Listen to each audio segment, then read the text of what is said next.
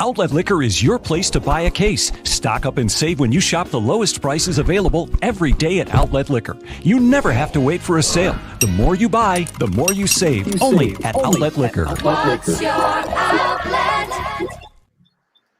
Folks, what is going on? You are tuned in to the Degenerate Danger Zone. It is Monday, June 21st, and it is time to get some free money. I'm your host, Ty B. We got producer Donnie 10 Tanks in the building joining us, and some guy named Steve to bring you the best bets of the night here for tonight. Let's start it out here. No NBA playoffs, but we do have some NHL action. Dewey Crocs' Islanders, and it's Meerkats Lightning now after he put in a future on them. I know he's been getting trolled by Robbie. Sorry, Robbie, you got to watch out. Meerkat might get a little upset when you keep telling him go Islanders, but Islanders plus 148 in this one after evening up the series in the Coliseum in the last game here, minus 180 for the Lightning. Donnie, in this game here, what are you looking at? Because this is a big moment in this series. We saw it go 7 last year. We're all knotted up at 2. What are you seeing in this? Well, first I'll say going into the series, I saw this as a toss-up. I've been kind of riding both teams back and forth. But I will say good news for Dewey, good news for Rob. Donnie's wallet is on the Islanders tonight, and I'm going to tell you why. And also good fun fact, every time I've been on the Islanders, I've won. So tonight either makes or breaks that playoff stat. You know, we'll have to see. But I thought last game was huge for them. You know, they got the first goal. That's been the biggest thing all series long. Whoever has gotten the first goal has won every game thus far. And it didn't happen until 5 minutes into the second period. And from who? Bailey. That's right. Bailey been off the board. No points, no goals, no assists for the whole series. Finally gets on the board. He was much needed. I think that gives his line a lot of confidence. I also want to say fourth line played great. Anytime your fourth line nets a goal, you had Martin put one in. Huge, absolutely huge performance. In the Islanders' last game, I just thought they controlled it front to back, minus 10 minutes in the third period where they gave up 2 goals. Trotz, as good of a coach as ever, calls the timeout, says, guys, we're not sitting back with our 3-0 lead has disappeared. It's 3-2. We can't sit back. We got to stay aggressive. That's what they did. And then finally, that last-minute Pollock save out of desperation. The buzzer goes. He's mobbed by his teammates as if he scored an overtime goal. Something like that on a hockey team in the playoffs, it is going to give you a lot of motivation, a lot of emotions to play with this game. I think Islanders are going to go up 3-2 tonight. I'm liking that angle there. I think I'm going to be with you on that one, Don. Just giving you too much value, almost sitting at a full plus 150. You're giving me that in this series where I think they're so evenly matched up just because of the style of game that the Islanders play. They make it tough for the Lightning really to get that open space and create those great shot opportunities for their star players. And if they're not able to do that, Steve, I think the Islanders could take this one. You know, over-under sitting at 5 again. We've been seeing that throughout most of the playoffs, especially now where these games are getting very tight. Any angles on this game that you're looking at? I think Donnie kind of laid it out perfectly. I'm going to hop on the Islanders as well. It just seems like too good a value, to your point. It felt like an even series, and I thought they did kind of control the game for the most part against Tampa Bay last game. To me, it comes down to emotion, right? Hockey's a game of emotion, and when you have, such a big play at the end of the game, I mean, with a second left, Tampa can tie the game. Pollock makes the save. I don't know what Varlam was doing out of the net. I really don't know why he's that far out, but a huge save, and that's a team play right there. That's getting one of your guys' backs, and I have a feeling, that's big in the locker room. That's going to carry over tonight. I like him at plus money. Absolutely. You got to be fired up going in the locker room on that. You got a guy on your team who's willing to sacrifice. His body does not give a fuck. He's going to make the save. He's going to stop that and carry that win. Hopefully, they're able to carry over some of that momentum here into Game 5 for Dewey's sake so he doesn't have an absolute heart attack. But only one game in the playoffs tonight. We got to hop over here into some baseball. We got a bunch of MLB games, not a ton, but we got a good amount. And plus, we had some College World Series. Donnie, how about you kick it off here? You had that big hit on the Manaea over strikeouts yesterday. damn near doubled up the over total. Great performance from him. What are you looking at here tonight, Donnie? That's right. I had a big hit on that, but in this household, we don't celebrate the wins without mentioning the losses. And if anyone tailed me, every single bet lost after that today. You start off hot, you win the first, you're like, oh, I'm going to sweep, and then whatever. But we're moving on. Yeah, the pitcher props, that's been I was great at it last year too. And again, this year, maybe I just have a way with it. Maybe, I'm taking advantage of some lines. But we talked about it before the show. Mal for the Reds, the pitcher props only at 5.5 today, a little juiced up at -136, so not a ton of value. But I think it's free money. He's got 90 Ks in 74 innings pitched, averaging 1.2 per inning. All he needs to do is last 5 innings and just have a medium performance, just right medium that he's done all year, and we get there. So that's where I'm going with. And then I also, call me stubborn, but I'm taking the A's money line again.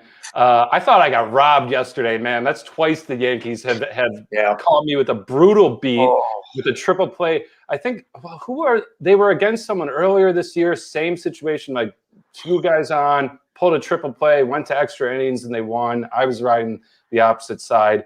I think that's the definition of a brutal beat. They're against the Rangers tonight, who do have their great pitcher in what's his name? It's one of their best guys. Gibson, that's right. Gibson is in one of Texas's studs, but I still think they get it done. I think they're going to come out firing, and after losing last game, I still think they have great bats on them. That's the only game I'm taking straight up for another pitcher's prop. Again, I'm laying into what I've been successful at. We'll see if that continues. Darvish, Padres pitcher, Yusam Darvish. It's a little high today. It's at over 6.5 Ks. Fade me if you want. It's a pick 'em either way at -114. He's been back and forth 5 Ks, 8 Ks, 5 Ks, 8 Ks every game. But I'm going with the stat where he has had 9 Ks in 7 innings, both performances against the Dodgers last time they played. He's had their number. I'm going with the trend, and I'm going that he can get over 6.5 Ks as well. Love those angles there, Donnie. Steve, what are you looking at in these matchups? I like that angle there with the A's, Kyle Gibson. Yeah. Guy who's just outperformed all season long, being able to put up numbers, right. But the Rangers don't really score. What are you targeting here tonight? Well, what I will say real quick about that Athletics game, Frankie Montas starting to trend back in the right direction too on the mound for the A's. He's starting to pitch better. And Gibson, like you said, he's been overperforming. He's not a 2 ERA pitcher. He should fall back down there. If the A's have been, pretty good lately, I kind of like him there. But I've got 3 plays tonight. The first one here, I'm taking the Reds money line. I mean, I know the Twins have been looking better. They've won 4 straight, and the Reds have lost 4 straight. But sometimes you just got to go the opposite way, and it's Tyler Mahle versus J.A. Happ. Donnie, touched on Mahle. He's got a lot of strikeouts, but he's been a great pitcher this year. 7-2, 3.39 ERA, right around a 1.09 WHIP, I believe. Very good stuff, and he's a type of pitcher who has the ability to just get better. He has, untapped potential with the type of pitches he has. J.A. Happ, complete opposite direction. This type of J.A. Happ, he's a journeyman. He's not a good pitcher, and he's starting to get hit around a lot. His ERA is now ballooned up over 6 on the season. I think the Reds hitters get after him. Nick Castellanos, a guy who feasts off lefties. Winker's even been decent against lefties this year. I like the Reds. -120, I think it's a fair number. And then I'm going with 2 overs for my next place. I've been playing overs a little bit lately, but these are kind of different reasons. The first one's Indians Cubs over 7 at -115. It's a low number, and usually I get scared away with the low numbers because it's like, why is this number so low? But we got Azalea versus Aaron Savale on the mound tonight. And the big thing with Azalea, he's a pitcher who is notoriously wild, right? He doesn't have great command, and he's coming off the IL, hasn't pitched in 2 weeks for a blister injury on his throwing finger. right there, that tells me I don't think he's going to be able to locate as well. We've seen that before. Guys come back from blister injuries, their first couple starts, they're kind of shaky. Azolay's command has always been kind of shaky. I think this is going to inflate it.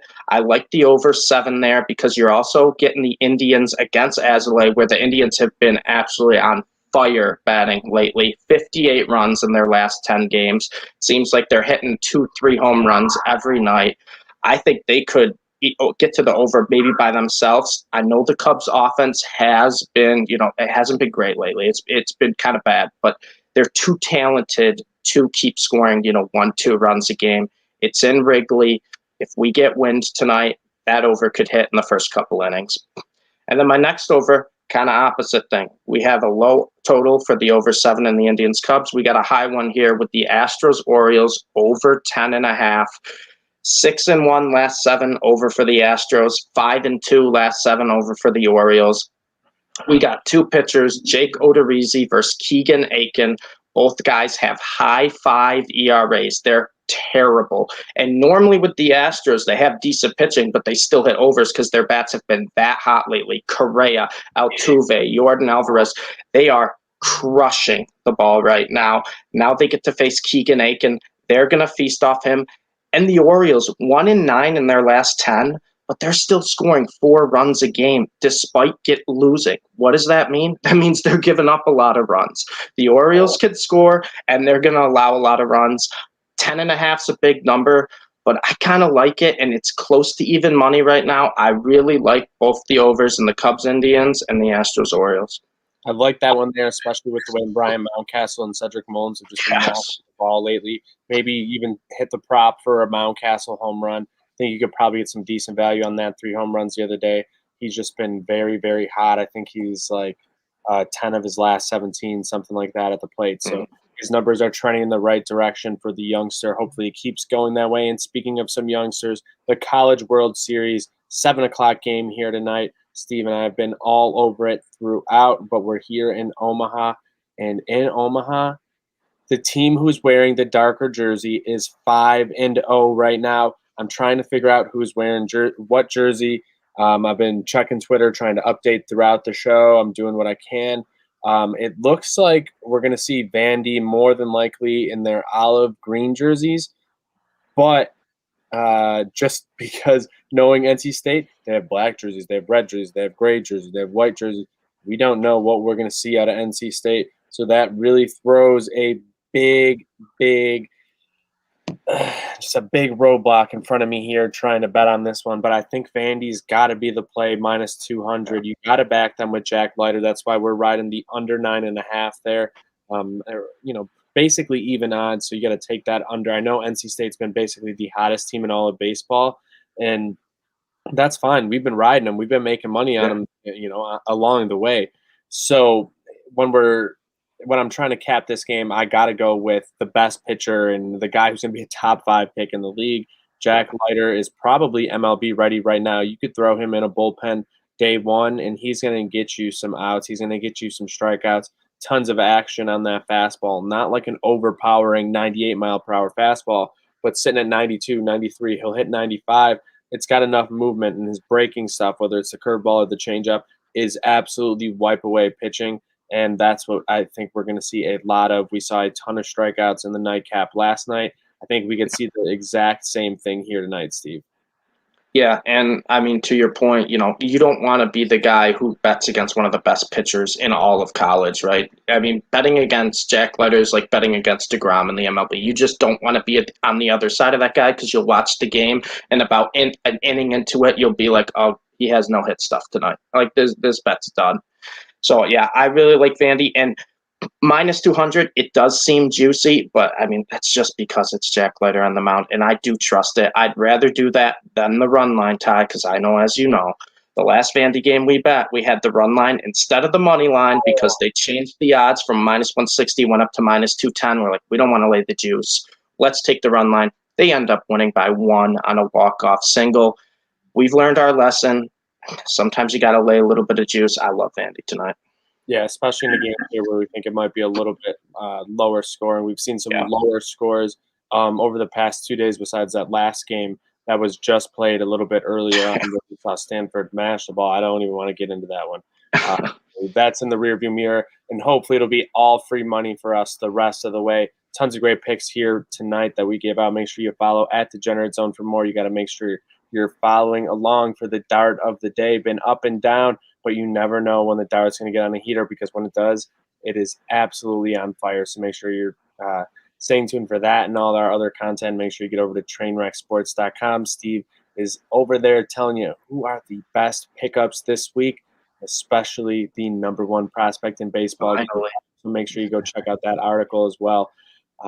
So shout out to everyone for tuning in to Degenerate Danger Zone. Make sure you get over to Outlet Liquor on George Urban Boulevard there in Cheektowaga, the only outlet liquor store in all of New York State. The more you buy, the more you save. And get out there. Go hammer the creek. Go hammer the book.